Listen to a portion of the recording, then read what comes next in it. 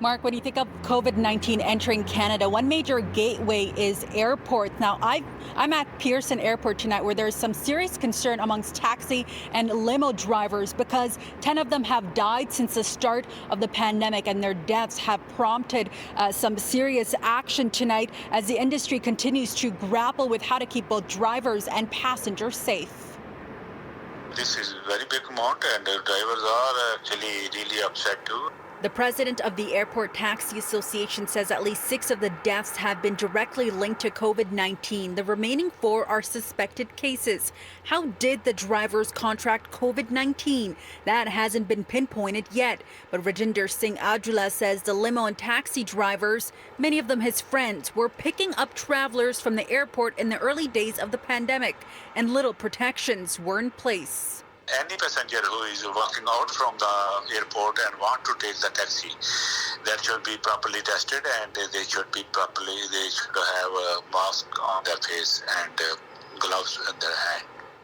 Ajula says 3 other drivers are currently on ventilators, adding that others are scared to work. 95% of their 700 drivers have parked their vehicles. He says more should be done to protect drivers working at the airport.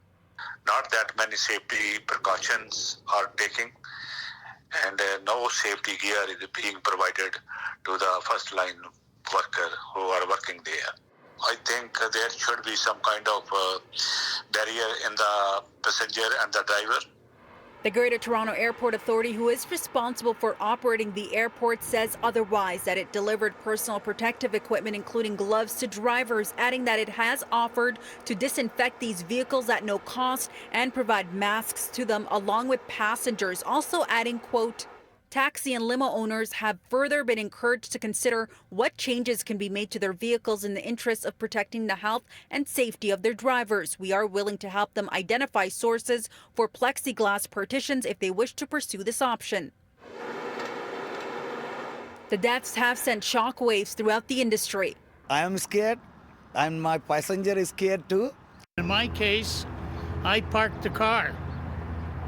Then I heard about the shield. LS Limousine says all of their 238 drivers stopped working after news of the pandemic broke, mostly out of fear. They created Ride Shield, a barrier that separates the driver and passenger. They say so far 200 vehicles have installed it, and more of their drivers have been encouraged to come back to work. Not only for the driver's safety, but it's also for the safety of the passenger themselves.